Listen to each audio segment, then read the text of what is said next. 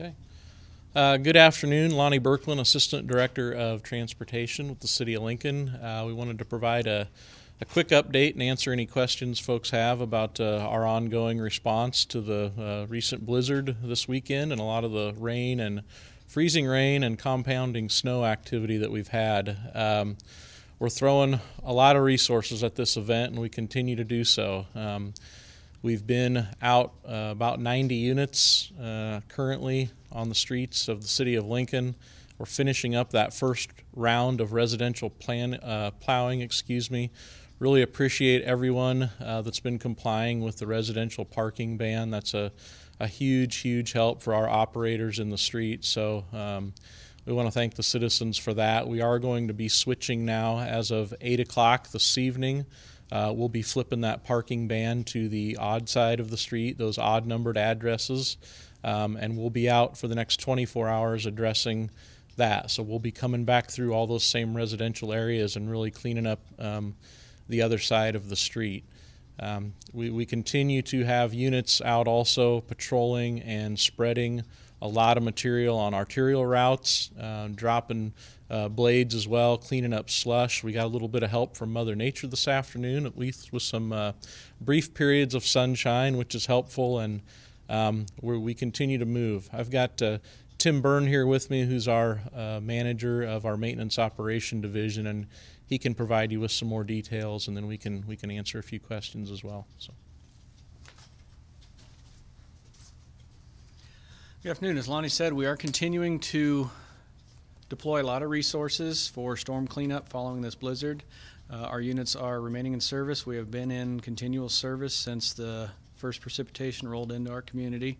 Our crews have been working long hours. They do appreciate the public's cooperation, giving them room to work. As Lonnie said, people that comply with the parking bans is a huge benefit to our operators to allow them room to get in there and access your streets, get the snow cleared away. And they will continue to do so. We expect the second pass of the arterials that will begin approximately 8 o'clock tonight.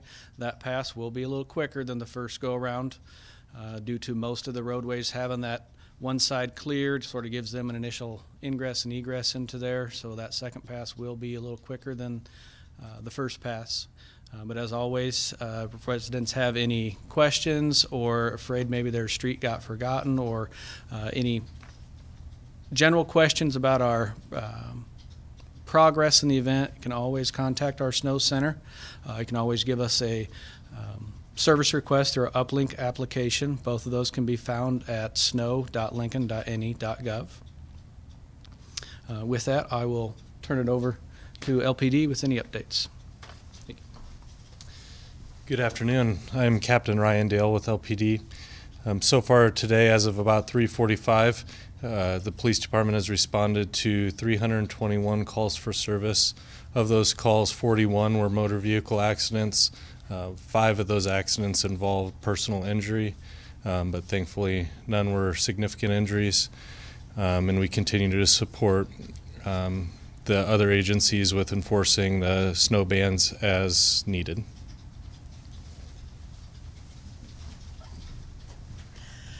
Good afternoon. I'm Pam Dingman, Lancaster County Engineer. First of all, I would like to take total responsibility for all the snow this season.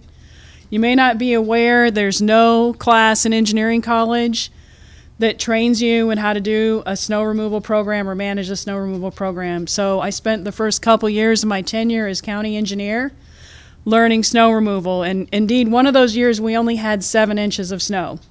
So my prayers were answered. But now I think we need to change those to let's start praying for no more snow, because this season has really been enough, and I think it's really starting to tax our residents and our staff. So we were lucky enough in Lancaster County this morning to receive more salt, as well as more liquid de-icer. We had actually run out of de-icer, and we're still very low on salt.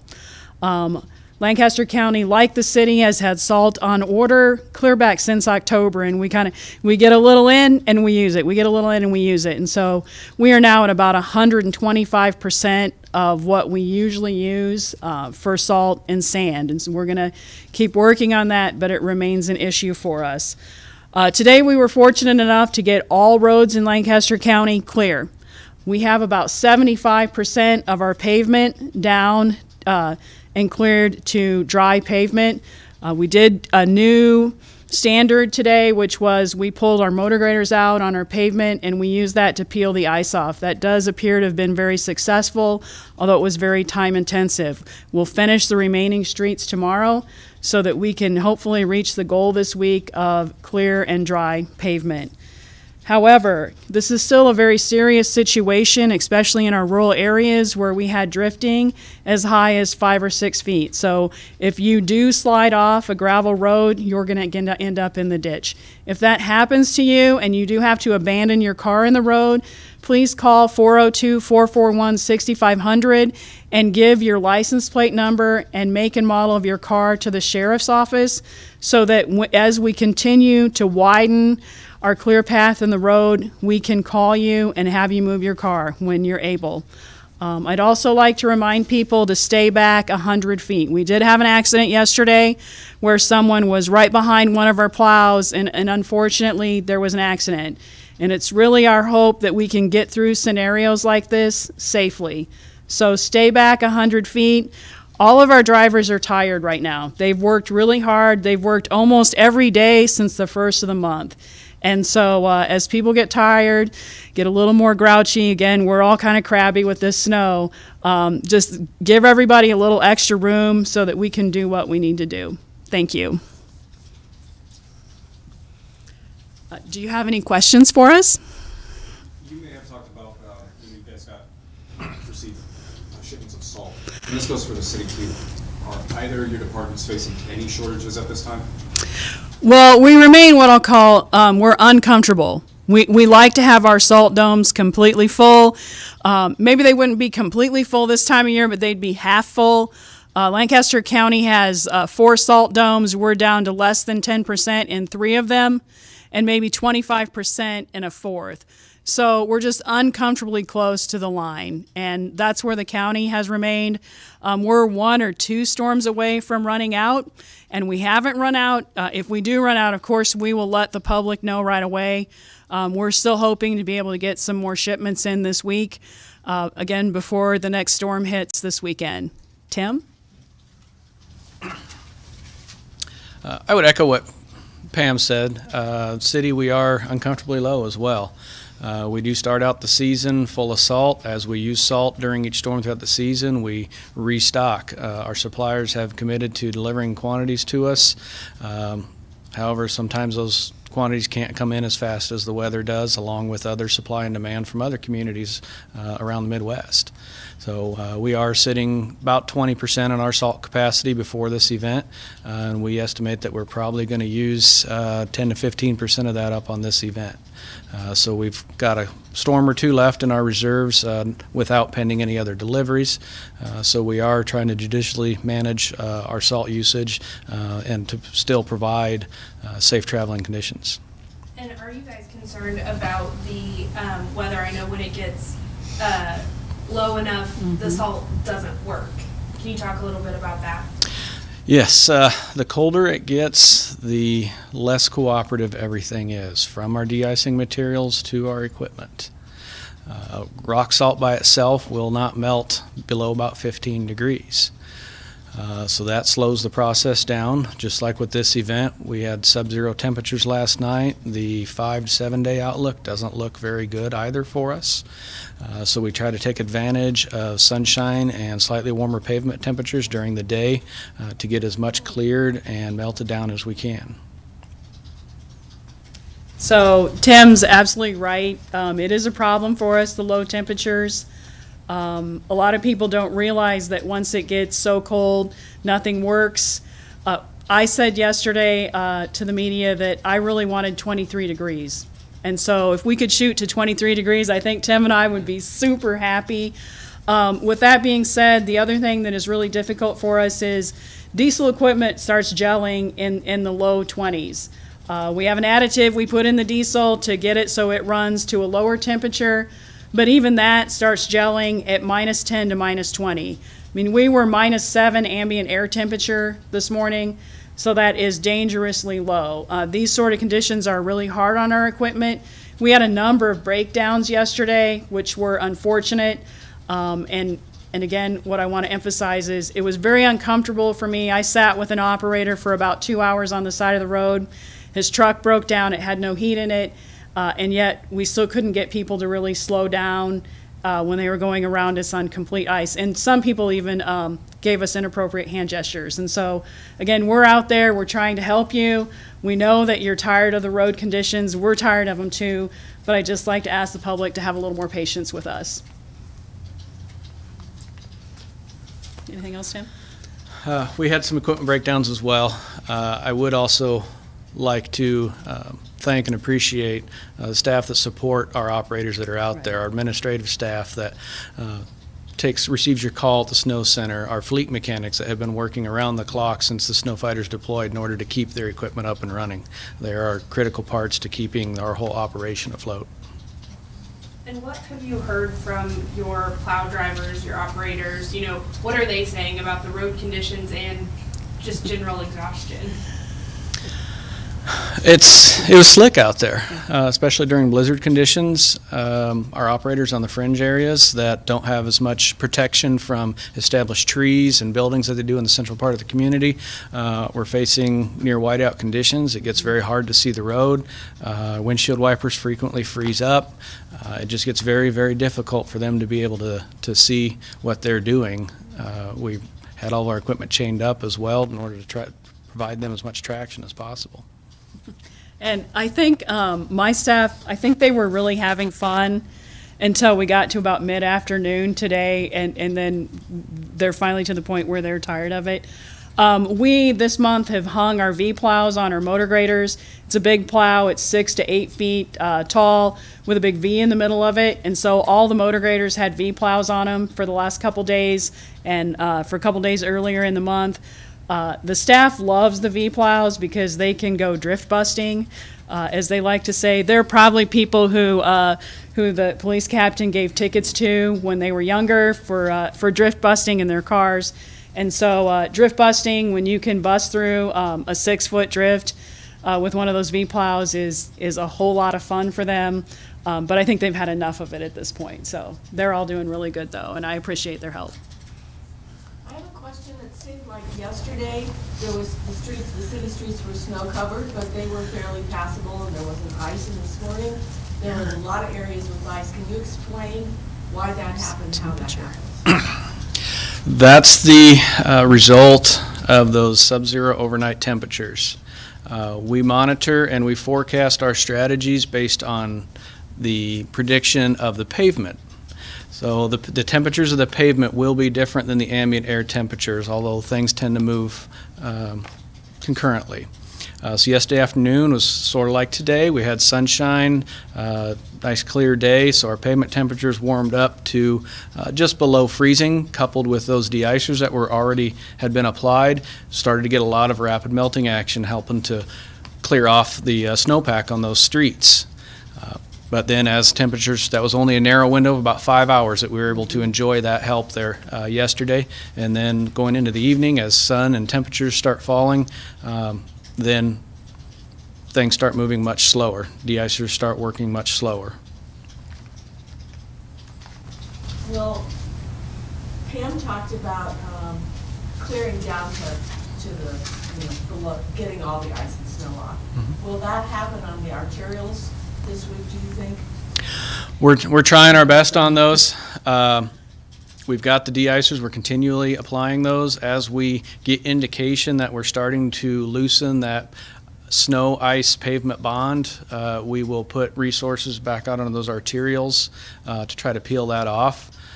We need to also maintain our resources in our residential areas so that we can get those opened up so that our citizens can get in and out of their neighborhoods as well. So we're working on a very concise strategy of when and where we move those resources to get the maximum benefit out of their productivity. Well, one of the things folks said today was maybe you had so much equipment but were busy with the residentials you couldn't get to the arterials to clear them more than what they already are. We've had equipment on the arterials consistently since the onset of the event. Of our snow fighting fleet, The majority of our fleet is a conventional truck plow. Most of what we do is pavement maintenance, to where the county does an awful lot of unpaved road maintenance. So they certainly have the benefit of a much larger motor grader fleet that's able to get down and use that down pressure force to peel those off of the pavements. We also use some motor graders, but time we couple our fleet with our contractor fleet, I think we're still less than half of what they have for availability. So we do utilize them, but we're spread much thinner. And there were some complaints that some of the trails, the bike trails appeared to be cleared sooner than the city streets. Can you talk about that? Snow removal in our community is a collaborative effort amongst different departments in the city. Our primary roles and responsibility is to keep the transportation network open and flowing. The trail network, by example, is primarily done by the Parks and Recreation Department. So they have their staff dedicated for their responsible areas. So when you see some of those operations going on concurrently, it is different staffing. So it's a layered effect that we all take care of our areas in order to deliver those services. Now, often on a lot of those trails, for example, they're not receiving any foot traffic during a blizzard. So traffic impact on weather conditions, the more traffic we have out there during an event and immediately following an event, compresses that snow and ice and further compacts it against the pavement surface. That makes it more difficult to get off as well, the more traffic that we have on the streets. With concerns about the salt levels as well as the temperatures, are you guys planning to pull back on operations, or are we going to continue forward like normal? We're going to continue forward as normal, providing safe driving conditions and movement throughout our community is first and foremost for our plan. And that's the same for the county. I mean, we're concerned with the level of salt. And like I said, you know, Tim and I aren't going to deny that we're concerned. We would be much more comfortable with facilities that were at 50% capacity. We're going to do what we need to do to get these roads open for the traveling public. Do you use gravel and sand at slippery, intersections? Because you talked about salt and de-icing. Within the city, we use sand when we address residential complaints after we have residential streets plowed and arterial streets plowed. We do not use the sand on the arterial streets. There's some downsides to the sand as far as its effectiveness and how long it lasts. It's good for a limited number of vehicle passes, especially when you've got a lot of snow and ice compacted on the roadway. You think of that thick layer. You put that gravel down on it. Once handful of vehicles drive over that, it compresses that down into the ice layer, and then usually another layer of ice will form on top of it, rendering it useless. It's not effective on public streets. It's not as effective. There are certainly times that you might be forced to use it. And just on, oh, sorry. Would you like to address her question? I apologize. Sure. No, it's all good. As a county, we mix our sand with our salt, and so we aren't ever just putting down sand or gravel. We have a couple different mixes that we do put down, but we are typically putting down the mix with the gravel and the salt, because you hope that even if you just put down the sand or gravel mix, that you have a little bit of salt in there, you still get a little bit of residual action from that if you're trying to get through that ice. Sorry. No, you're fine. I know a lot of people, their morning drive took a little bit longer to get to work. I saw lots of tires spinning in intersections. Do you have any advice to drivers on how best to navigate these conditions? Allow yourself plenty of extra time. The streets are slick. We've been trying to alert and provide cautionary reminders to drivers ever since the onset of the event that conditions were going to be slick. Some vehicles handle it better than others, tires handle it better than others, but please take your time.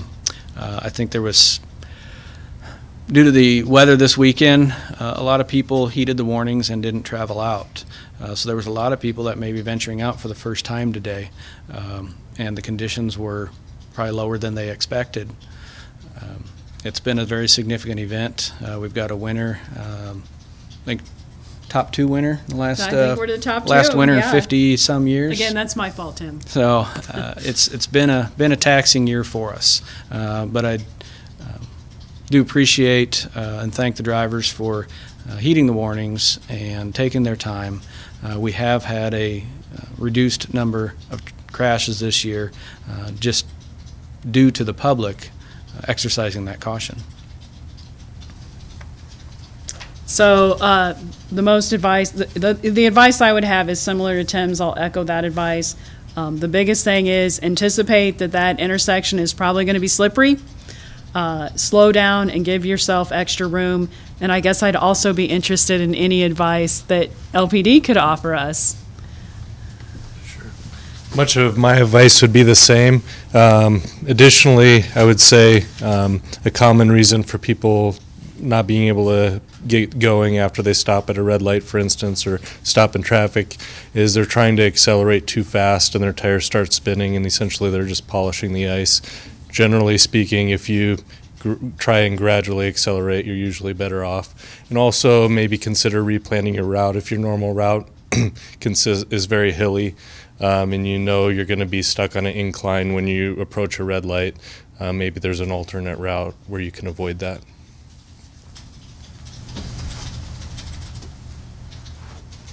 Are there any other questions today?